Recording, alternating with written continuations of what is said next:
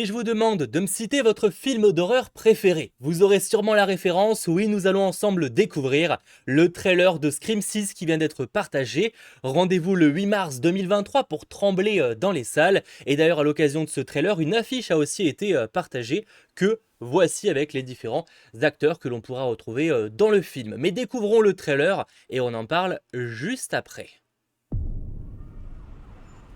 Bon, New York, on savait. Putain, faut faire un show, les filles! T'as un problème, mon gars? Forcément.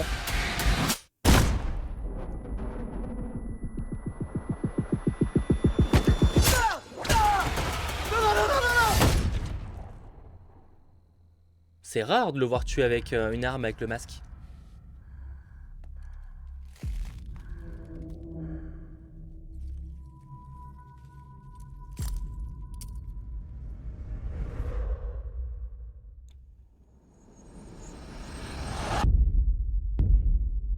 Je vis avec ce secret. Il y a une noirceur au fond de moi. Il m'a suivi jusqu'ici. Et il va continuer à nous traquer. On se casse. On a un passé en commun. Elle est de retour, Kirby. Il est différent des autres Ghostface. C'est quoi cet endroit? Un sanctuaire. Ils nous ont vraiment fait un QG à l'Avengers là. Et là, on le bute. Allô? On va jouer à un jeu. Tu sais que tu dois être le 10e gars qui s'amuse à ça. Et ça se termine jamais bien pour la Ça doit être tellement lassant au bout de la 10e fois. Enfin, Peut-être. je comprends. Mais il n'y en a jamais eu un comme moi, Gale.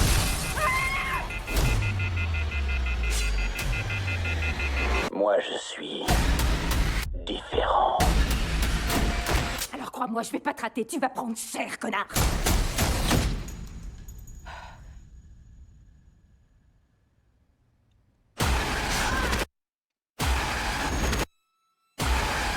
C'est moi que tu veux. Ok, finissons-en.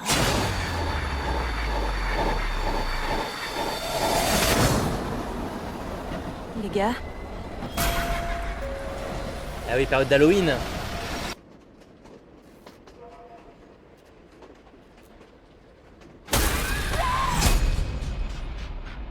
Rendez-vous le 8 mars 2023.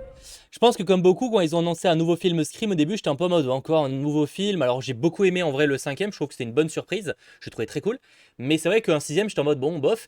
Et dès qu'ils ont annoncé New York, bah, étonnamment, ça m'a plutôt chauffé parce que je crois qu'il n'y a qu'une fois où la licence a quitté Woodsboro, c'était direction Hollywood et Los Angeles, ce qui pouvait être intéressant. Et là, c'est vrai qu'on va à New York, donc ça change complètement d'ambiance. Peut-être qu'il y aura quelques scènes à Woodsboro au début, mais en vrai, je pense pas.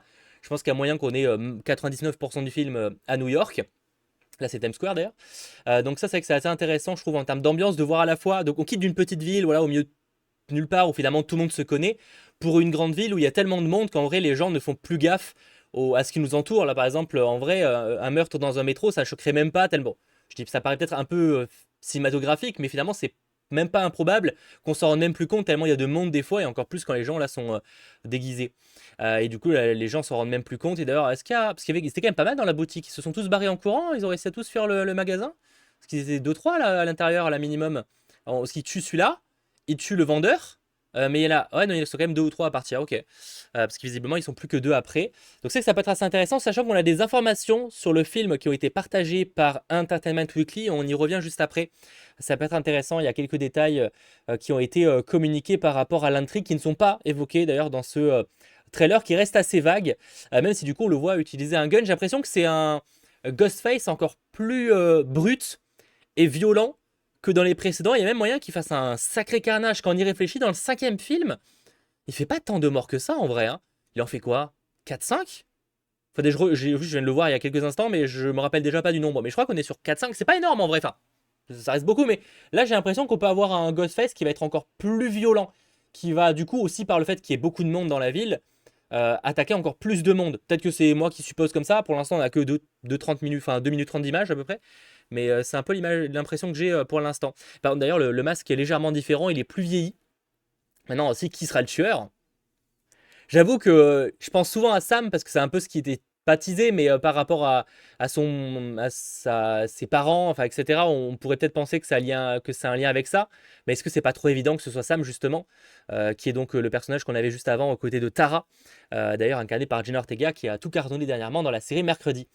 Donc voilà, à voir en tout cas de ce côté-là et qui sera le tueur, si c'est l'un des personnages qu'on a déjà eu dans le précédent opus, parce qu'il y a pas mal de personnages qui sont de retour. En réalité, bon, il y a tous les personnages qui ont survécu, évidemment, mais il y a juste Ciné qui ne reviendra pas pour des raisons financières. Voilà, elle demandait plus que ce que les studios voulaient lui proposer, donc elle ne reviendra pas pour cet opus-là, mais sinon, la plupart des personnages, eux, seront bel et bien de retour, et de toute façon, la plupart, on les voit dans ce trailer. Je crois qu'on voit pas, par contre, le personnage de Samara Weaving à voir. On a des images, je crois, d'elle. Ah non, c'est sur l'affiche qu'on la voit, mais on la voit pas dans le trailer, je crois.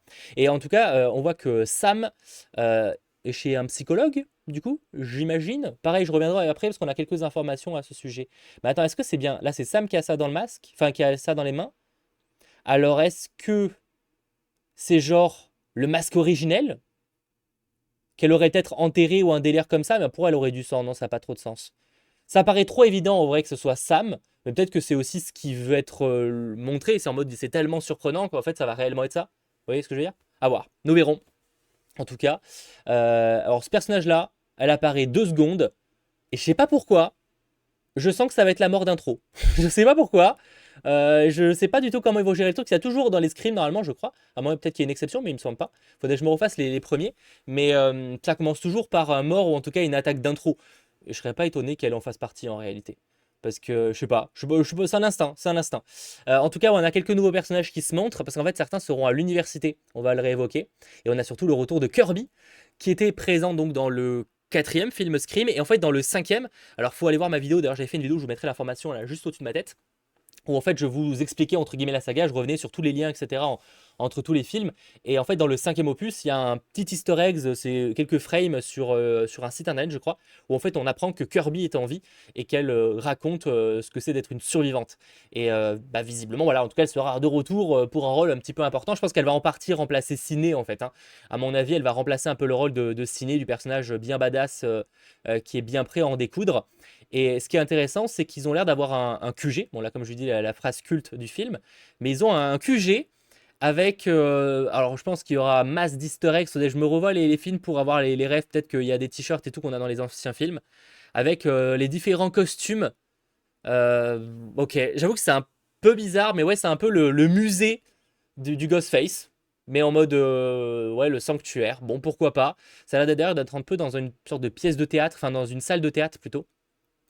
Et avec tous les objets artefacts, est-ce qu'il va être volé et c'est comme ça qu'ils vont récupérer le truc? Je sais pas encore, on va voir. Mais j'avoue que je suis un petit peu intrigué par cette idée de monter une sorte d'équipe qui doit affronter Ghostface et peut-être plusieurs, parce qu'effectivement, on a eu régulièrement 2 personnes sous le masque. Est-ce que là, on en aura qu'un seul? Est-ce qu'on en aura 2? Plus? À voir. Nous verrons le 8 mars prochain. Bon, évidemment, la scène du téléphone, hein, ça aussi, c'est un classique dans les scrims. Et c'est qui d'ailleurs qui se fait attaquer? Il a un peu. Est-ce que c'est pas un personnage qu'on verrait un petit peu avant? Il y a grave moyen. Faudrait rechecker le trailer. Mais en gros, ouais, il y a un personnage là qui visiblement se fait buter. Après, je vais se faire buter. En vrai, si c'est hors caméra, des fois, il survit quand même. Mais ça sent. Ouais, bah, il se fait quand même péter le truc là. Donc, c'est pas dit. Mais ok, en tout cas, on parle là-dessus. Et qu'est-ce qu'il y a d'autre dans les scènes? Rien. Si, là, vite fait, il y a quelques petits flashbacks. Ça, là, sur ce regard, elle me rappelle beaucoup le duo du premier film Scream, en fait. C'est pour ça qu'on je me demande si c'est pas plus compliqué que ça laisse paraître. Nous verrons. Et c'est qui dans la baignoire? C'est qui dans la baignoire? Ah, ça a l'air d'être le personnage. J'ai plus son nom, mais je crois que c'est l'acteur qu'on a pu voir notamment dans les Spider-Man avec Andrew, enfin, avec Tom Holland. Je vais y arriver. Je me demande si c'est pas lui. Bah, c'est justement lui. Vous me direz, mais j'ai l'impression que le mec dans la baignoire, qui est probablement mort, c'est clairement lui.